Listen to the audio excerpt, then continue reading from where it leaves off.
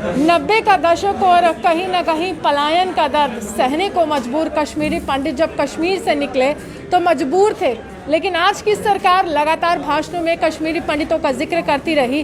वो दर्द आज भी हरा है, जख्म आज भी हरे हैं और आज कहीं ना कहीं भारत सरकार ये हामी भर रही है कि कश्मीरी पंडितों की घर वापसी हो सके, उस कश्मीर में बसाया जा सके जिसको बहुत ही मेहनत के साथ संजोया था कश्मीरी पंडितों ने। लेकिन उपराज्यपाल मनोज सिन्हा ने कहा है इनके विकास के लिए और इनकी घर वापसी के लिए पंजीकरण की प्रक्रिया का दौर शुरू हो रहा है।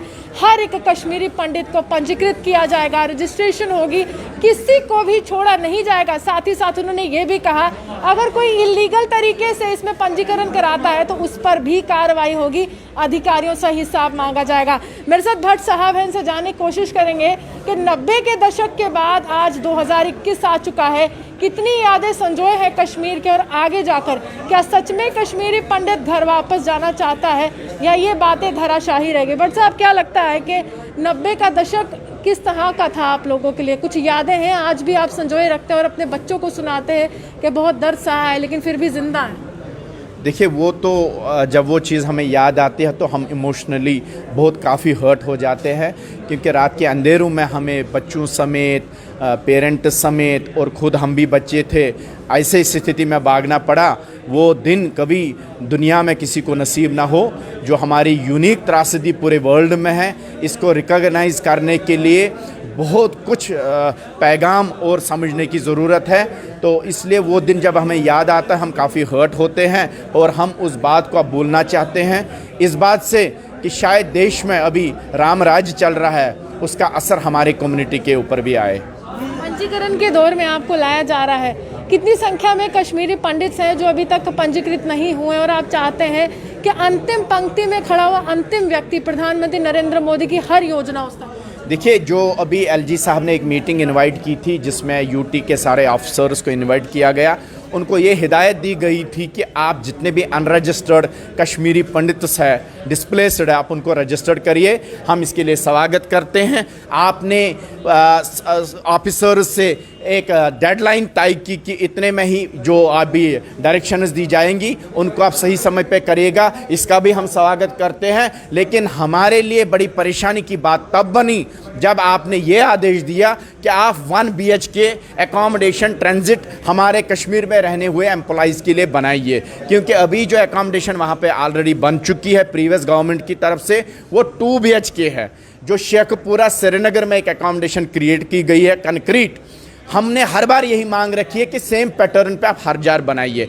जब आपने 1 रूम की बात की, इसका मतलब है कहीं ना कहीं आपको मिसगाइड किया गया एडमिनिस्ट्रेशन द्वारा, क्योंकि 1 BHK ना कश्मीरी पंडित ने कभी डिमांड रखी ना उसको एक्सेप्ट किया। और दूसरी जो जगहें आपने उनको बनाने के लिए चुनी हैं वो भी आपने हमारे से नहीं पूछा। हम तो ये मांग रखते हैं कि एक बहुत बड़ा कैंप जो कश्मीर वैली के अंदर काजीगुंड वेसू में बन रहा है, जहाँ पे कश्मीरी पंडितों की सबसे ज़्यादा तादाद है, क्योंकि वहाँ 3 डिस्ट्रिक्ट कवर होते हैं, अनंतनाग भी, कुलगाम भी और शुपियान भी। वहाँ पे पहले ये आदेश दिया गया था कि 5,500 क्वार्टर आप वहाँ पे गठित करेंगे, वहाँ पे कंस्ट्रक्शन क्यों नहीं होती, ये बहुत बड़ा सवाल है। ये बात जब हमने रिलीफ कमिश्नर से भी पूछी, उन्होंने इस बात का भी सही जवाब नहीं दिया। हमारी ये मांग है ऑनरेबल एलजी साहब से कि आपने हिदायत देने के साथ साथ दोबारा इस पर रिवाइव करिए कि 1 BHK नहीं 2 BHK, और वेसू के इस एरिया में जहां सबसे ज़्यादा पॉपुलेशन इस टाइम एम्प्लॉइज़ की है वहां पे ज़्यादा एकोमोडेशन क्रिएट करनी चाहिए। कश्मीरी पंडितों की हत्याओं का दौर सिमट नहीं रहा है,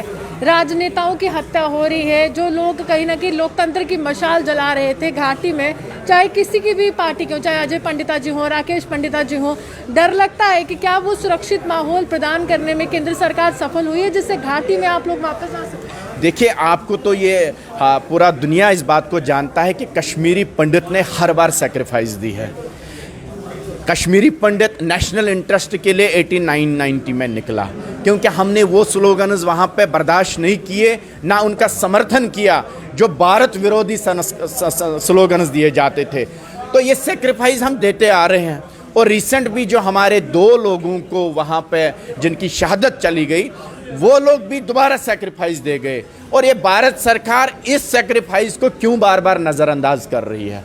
ये तवक्का हमें कम से कम नरेंद्र मोदी और अमित शाह जी से नहीं है कि कम से कम आप हमारी सेक्रीफाइस को व्यस्त न होने दे, व्यर्थ न होने दे, क्योंकि आपको पता है इस टाइम बहुत कश्मीरी पंडित कम बचे हैं जो जाने की कतार पे है। पहले सर आप अलगाववादी सोच से लड़ रहे थे, अब आतंकवादी सोच से लड़ रहे हैं। डर लगता है कि कश्मीर जाएंगे सच में अब सुरक्षित होंगे, क्योंकि वो माहौल तो भी नजर नहीं आ रहा। देखिए, हमें पता है कश्मीर के हालात ठीक नहीं है, लेकिन पिछले 8-10 साल से जो मिलिटेंसी के ऊपर कश्मीर में काबू पाया गया, जो धारा 370 और पॉलिटिकल डायमेंशन उसको चेंज किया गया, इससे हम और भी हमारी आशाएं बढ़ी और हमें उम्मीद लग रहा कि अगर यही स्पीड रही जिस तरीके से इस टाइम फोर्सेस काम कर रहे हैं, शायद तुरंत आप लोग ऐसे भी सवाल उठाते हैं बट साहब के जब डिलिमिटेशन की अभी बात हो रही है, लेकिन इससे पहले जब 90s में ये सारी चीज़ें देखी गई थी, तकरीबन 5 लाख के करीब कश्मीरी पंडित पलायन को मजबूर थे। वो पॉपुलेशन का डाटा आज भी कश्मीर के साथ जोड़ा जाता है, जबकि आप लोग तो जम्मू में हैं। इसमें कितनी गड़बड़ी हुई थी, वो आंकड़े में कितनी गड़बड़ी? देखिए, ये सब गड़बड़ी पॉलिटिकल गड़बड़ी है। पॉलिटिकल गड़बड़ी इसलिए है कि अगर हम कश्मीर में नहीं रह रहे, आप हमें मजबूर क्यों कर रहे हैं कि हम वहाँ के लोगों को वोट पोल करें? 32 साल से हम अपना वोटिंग राइट जो है उस इंसान के हक में देते हैं जो ना मेरे एरिया को डेवलप करता है, ना मुझे जानता है, ना मेरे एरिया में कभी आता है। ये सबसे बड़ी दुरुपयोग है एक वोट का। और आपको पता है हिंदुस्तान के कॉन्स्टिट्यूशन में अंबेडकर जी ने सबसे ज़्यादा जो प्रायोरिटी रखी है और इम्पोर्टेंस रखी है वो एक वोट की मानी जाती है।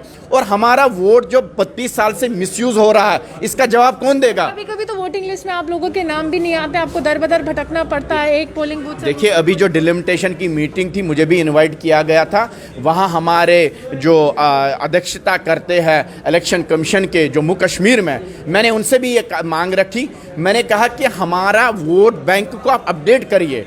आपके पास रिलीफ कमिश्नर ऑर्गेनाइजेशन में हमारा डाटा पड़ा है, आप वहाँ से डाटा को कलेक्ट करिए और जो उस डाटा में नहीं है उनसे डायरेक्ट एक ही बार एप्लीकेशन लीजिए। हर बार कहा जाता है कि आप एम फॉर्म भरिए, माइग्रेंट फॉर्म भरिए, वो हम भर नहीं पाते हैं। कुछ लोग जो दुनिया से चले गए आज भी उनके नाम चल रहे हैं, कुछ लोग जो जन्मे हैं उनका नाम ही नहीं कही है, हमारी पेरेंटेज गलत लिखी गई है।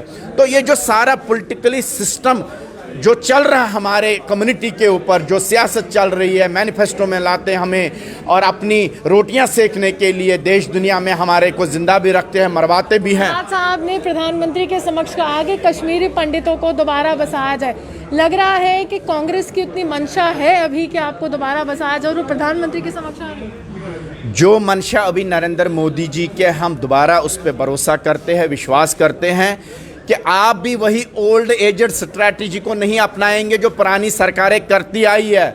मैं आपको एक सलाह दूं कि आप तुरंत एक एपेक्स कमेटी को गठित करिए जो कि ग्रास रूट से कनेक्टेड होंगे, वो आपको सुझाव देंगे। आप ब्लूप्रिंट बनाइए, कश्मीरी पंडित जाने को तैयार हैं। आप श्री गणेश करिए, हम आपके पीछे पीछे चलेंगे। श्री गणेश कर दीजिए, क्योंकि ये तैयार है और शुभ काम में देरी कैसे है। और हिंदू शास्त्र में कहा गया है कि जब भी कोई शुभ कार्य किया हो भगवान श्री गणेश का नाम लेता है। ये तैयार है, लेकिन सुरक्षा मुहैया करवाना आपका पूरा यहाँ पर प्रबंध होना चाहिए, आपकी जिम्मेदारी होनी चाहिए। और कश्मीरी पंडित बहुत दर्द सह चुके हैं, आज भी भारतवासी है, लेकिन फिर भी इनके आगे माइग्रेंट का जो शब्द है ना, आज भी इनके बच्चों को सताता है।